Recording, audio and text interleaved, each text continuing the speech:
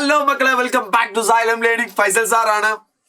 Yes, നമ്മുടെ എക്സാമിനേഷനൊക്കെ അടുത്തെത്തിയിട്ടുണ്ട്. Actually അടുത്ത ദിവസം സോഷ്യൽ സയൻസിന്റെ എക്സാമിനേഷൻ ഒന്നും അല്ല. നമ്മുടെ എക്സാമിനേഷൻ എന്ന് പറഞ്ഞാൽ 19-ാം തീയതിയാണ്. പക്ഷെ അതിന് മുൻപേ നമ്മൾ എന്ത് ചെയ്യണം, ഈ കിട്ടുന്ന മാക്സിമം സമയം കൊണ്ട് നമ്മൾ നന്നായിട്ട് പഠിച്ചിരിക്കണം. കാരണം പരീക്ഷയുടെ അടുത്തടുത്തായിട്ട് വന്നുകൊണ്ടിരിക്കുകയാണ്.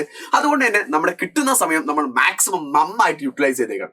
ഞാൻ ആക്ച്വലി ഇന്നൊരു വീഡിയോയിൽ പറയാൻ പോകുന്നത് നിങ്ങൾക്ക് എല്ലാവർക്കും ആവശ്യമുള്ള, നിങ്ങൾ എക്സാമിനേഷന്റെ തലേ ദിവസം പഠിച്ചാൽ പോരാ എന്ന് തോന്നുന്ന കാര്യമാണ്. കാരണം എക്സാമിനേഷന്റെ തലേ ദിവസത്തേക്ക് നമ്മൾ വെച്ചാൽ ഒരിക്കലും തീരാത്ത ഒരു ഭാഗമാണ് നമ്മുടെ എസ്എ ക്വസ്റ്റ്യൻ എന്ന് പറയുന്നത്.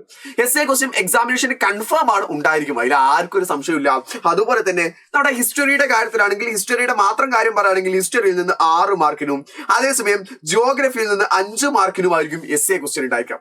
രണ്ടും ആക്ച്വലി ഈക്വൽ ആയിട്ടൊന്നുമല്ല, പല രീതിയിലാണ് വരാറുള്ളത്. ഹിസ്റ്ററിയിൽ നിന്ന് 6 മാർക്കിന് എസ്എ ക്വസ്റ്റ്യൻ ആയിരിക്കും, ജിയോഗ്രഫിയിൽ നിന്ന് 5 മാർക്കിന് എസ്എ ക്വസ്റ്റ്യൻ ആണ്. അപ്പൊ നമുക്ക് മനസ്സിലാവും ഏറ്റവും കൂടുതൽ മാർക്കിന് ക്വസ്റ്റ്യൻ ചോദിക്കുന്ന ഒരു ഭാഗം എന്ന് പറയുന്നത് എസ്എ ക്വസ്റ്റ്യൻ തന്നെയാണ്. അപ്പൊ അതുകൊണ്ട് തന്നെ ആ ഭാഗം നമ്മൾ കൃത്യമായിട്ട് പഠിച്ചു വെക്കണം. ഇന്ന് ഞാൻ ഈ വീഡിയോ പറയാൻ പോകുന്നത് ഏതൊക്കെ എസ്എ ക്വസ്റ്റ്യനുകളാണ് ഇത്രയും കാലത്ത് എക്സാമിനേഷൻ പാറ്റേണുകളിൽ വന്നിട്ടുള്ളത്. അതുകൊണ്ട് തന്നെ ഇനി നമ്മൾ ഏതൊക്കെയാണ് എക്സ്പെക്ട് ചെയ്യേണ്ടത് തുടങ്ങിയിട്ടുള്ള കാര്യങ്ങളാണ് ഇന്ന് ഞാൻ വീഡിയോ പറയാൻ പോകുന്നത്. സോ അതുകൊണ്ട് ഈ വീഡിയോയുടെ സ്റ്റാർട്ട് മുതൽ എൻഡ് വരെ മക്കൾ നിർബന്ധമായിട്ടും കാണണം. ഓക്കെ, സോ നമുക്ക് നോക്കുകയാണെന്നുണ്ടെങ്കിൽ നമ്മുടെ ഫസ്റ്റ് ഓഫ് ഓൾ നമ്മളൊരു 2022 നോക്കുന്നതിന് തൊട്ട് മുമ്പായിട്ട് നമുക്ക് ആദ്യം 2019-2020 വർഷത്തിൽ വന്നിട്ടുള്ള ക്വസ്റ്റ്യൻ പേപ്പറാണ്.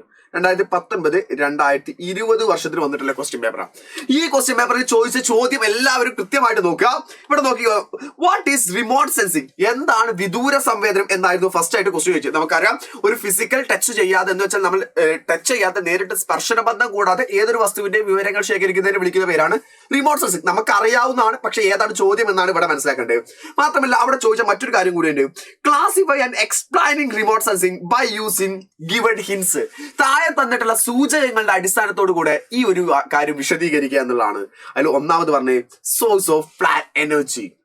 നമ്മുടെ എനർജിയുടെ, എന്ന് വെച്ചാൽ ഊർജ്ജത്തിന്റെ ഉറവിടം നമ്മൾ പഠിച്ചിട്ടുണ്ട് ആക്റ്റീവ് റിമോട്ട് സെൻസിങ്ങും പാസീവ് റിമോട്ട് സെൻസിങ്ങും. നമ്മൾ പ്രത്യക്ഷ വിദൂര സംവേദനം, പരോക്ഷ വിദൂര സംവേദനം, 2 പഠിച്ചിട്ടുണ്ട്. ആ 2 എക്സ്പ്ലെയിൻ ചെയ്യണം. കഴിഞ്ഞിട്ടില്ല മക്കളെ, അടുത്തതും കൂടെ ചോദിക്കുന്നുണ്ട്. പ്ലാറ്റ്ഫോം, ബേസ്ഡ് ഓൺ ദ പ്ലാറ്റ്ഫോമിന്റെ അടിസ്ഥാനത്തിൽ ടെറസ്ട്രിയൽ ഫോട്ടോഗ്രാഫി, ഭൂതല ഛായാഗ്രഹണം, ഏരിയൽ റിമോട്ട് സെൻസിങ്, ആകാശീയ വിദൂര സംവേദനം, സാറ്റലൈറ്റ് റിമോട്ട് സെൻസിങ്, ഉപഗ്രഹ വിദൂര സംവേദനം, അതും കൂടെ എഴുതിയാൽ മാത്രമേ ഇവിടെ നിങ്ങൾക്ക് ആ 5 മാർക്ക് കിട്ടുമായിരുന്നുള്ളൂ.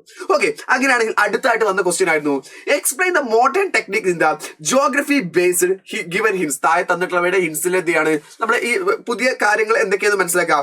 ഒന്നാമത്തത് geographical information system, that means GIS. ഇവിടെ ചോദിച്ച കാര്യം എന്താണ്? GIS ആണ് ഇവിടെ ചോദിച്ചത്. കൂടാതെ തന്നെ അടുത്തതാണ് GPS. അപ്പോൾ GIS എന്താണെന്നും GPS എന്താണെന്നും മക്കൾ പഠിച്ചിട്ട് പോകണം. അവിടെ എന്ത് എസ്എ ക്വസ്റ്റ്യൻ ചോദിക്കാൻ എന്തുണ്ട്, സാധ്യതകളുണ്ട്. ഇവിടെ ആ ക്വസ്റ്റ്യനുകൾ ഞാൻ ഇവിടെ കൃത്യമായിട്ട് തന്നിട്ടുണ്ട്. അതേസമയം അത് കഴിഞ്ഞിട്ട് നമ്മളിത് 2019-2020 വർഷത്തിലാണെങ്കിൽ 2022 വർഷത്തിൽ വന്ന ക്വസ്റ്റ്യൻ ഇങ്ങനെയായിരുന്നു. നോക്കിക്കോ, compare the characteristics of geostationary satellites and sun synchronous satellites. ഭൂസ്ഥിര ഉപഗ്രഹങ്ങളും സൗരസ്ഥിര ഉപഗ്രഹവും എന്നിവയുടെ സവിശേഷതകൾ താരതമ്യം ചെയ്യുക.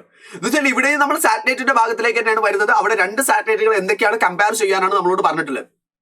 പോൾ ടു പോൾ ഉണ്ട്, അതേസമയം എർത്തിന്റെ റൊട്ടേഷന് വെലോസിറ്റിക്ക് ഈക്വൽ ആയിട്ട് പോകുന്നുണ്ട്. ആ കാര്യങ്ങൾ തന്നെയാണ് നമ്മൾ എന്ത് ചെയ്യാൻ ആ 2 ടേബിളായിട്ട് എഴുതിയിട്ടില്ലേ. ആ 2 ടേബിളായിട്ടുള്ളതിൽ 2 ടേബിളുകൾ ആക്കേണ്ട, ഒന്നിന് ഹെഡിങ് ആക്കിയിട്ട് താഴേക്ക് എഴുതാനാണ് പറഞ്ഞിട്ടുള്ളത്.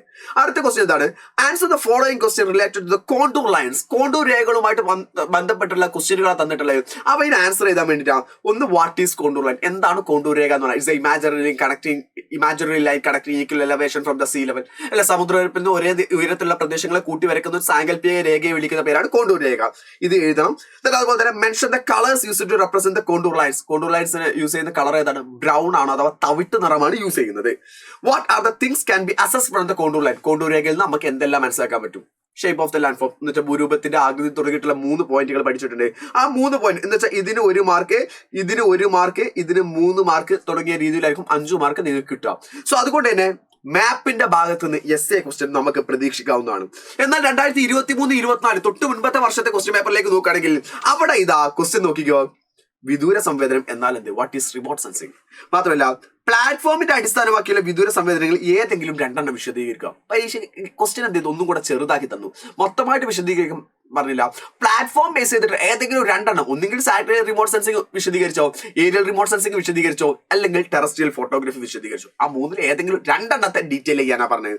അതേസമയം ഇവിടെയും മാപ്പ് എന്നുള്ള ക്വസ്റ്റ്യൻ ഉണ്ട്. അഥവാ ധരാതലീയ ഭൂപടങ്ങൾ എന്താണ്, ധരാതലീയ ഭൂപടങ്ങളിലെ പ്രാഥമിക വിവരങ്ങളും സാംസ്കാരിക സവിശേഷതകളും വിശദീകരിക്കുക. എന്താണ് ടോപ്പോഗ്രഫിക്കൽ മാപ്പ് എന്നാണ് ഫസ്റ്റത്തെ ക്വസ്റ്റ്യൻ എന്ന് പറഞ്ഞാൽ. അതിന്റെ ഡെഫിനേഷൻ എഴുതി കഴിഞ്ഞാൽ അടുത്ത ക്വസ്റ്റ്യൻ നമ്മളോട് ചോദിച്ചാൽ എന്താണ്, ഫിസിക്കൽ ഫീച്ചേഴ്സും അതുപോലെ തന്നെ മാർജിനൽ ഫീച്ചേഴ്സും. പ്രാഥമിക വിവരം, മാർജിനൽ ഫീച്ചേഴ്സ് എന്ന് പറഞ്ഞാൽ മാർജിന്റെ പുറത്ത് വരുന്ന വിവരങ്ങളാണ്, അതിന്റെ ഹെഡിങ് തുടങ്ങിയിട്ടുള്ള കാര്യങ്ങളെല്ലാം വരാം. അതേസമയം നമ്മുടെ സാംസ്കാരികം എന്ന് പറഞ്ഞാൽ എന്താണ്, ഇറ്റ്സ് എ മാൻ മെയ്ഡ്, മനുഷ്യൻ നിർമ്മിച്ചാണ്, കൾച്ചറൽ ഫീച്ചേഴ്സ് ആണ്. അതിന്റെ എക്സാമ്പിൾസുകളും കാര്യങ്ങളും എഴുതി വെച്ചാൽ മതി. സോ ഇത്രയും ക്വസ്റ്റ്യനുകൾ എന്ന് വെച്ചാൽ ഞാൻ ഏകദേശം 6 essay ക്വസ്റ്റ്യനുകൾ നിങ്ങൾക്ക് ഇവിടെ കാണിച്ചു തന്നു. അപ്പൊ ഏതാ പഠിക്കേണ്ടത് ഏകദേശം കാര്യം മനസ്സിലായ മക്കളെ? എസ്സേക്ക് വേണ്ടി നിങ്ങൾ പ്രിപ്പയർ ചെയ്യേണ്ടത് നമ്മുടെ eyes in the sky and analysis of information എന്ന് പറഞ്ഞ ആകാശ കണ്ണുകളും അറിവിന്റെ ലോകവും എന്ന് പറയുന്ന ആ ചാപ്റ്റർ തന്നെയാണ് എസ്സേ ക്വസ്റ്റ്യൻ ഈ പ്രാവശ്യം ഉണ്ടായിരിക്കാം. സോ അതുകൊണ്ട് തന്നെ അവിടെ നിന്ന് നിങ്ങൾ മക്കളെ പഠിച്ചു വെച്ചോ. സാറ്റലൈറ്റ്, റിമോട്ട് സെൻസിങ് നിർബന്ധമായിട്ട് പഠിച്ചു വെച്ചോ. കൂടെ തന്നെ GIS-ഉം GPS-ഉം കൂടെ പഠിച്ചു വെച്ചോ. ബാക്കിയുള്ള ചോദ്യങ്ങൾ, ബാക്കിയുള്ള ഉത്തരങ്ങൾ 4 മാർക്ക് എത്ര, ഏതൊക്കെ, 3 മാർക്ക് ഏതൊക്കെ വരാൻ സാധ്യതയുള്ളതെന്നല്ലേ.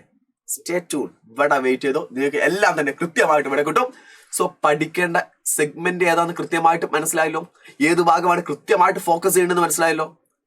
അപ്പോൾ ഇതുപോലത്തെ വീഡിയോകളുമായിട്ട് മക്കളെ നമുക്ക് വീണ്ടും കാണാം. Tata, bye bye, see you all.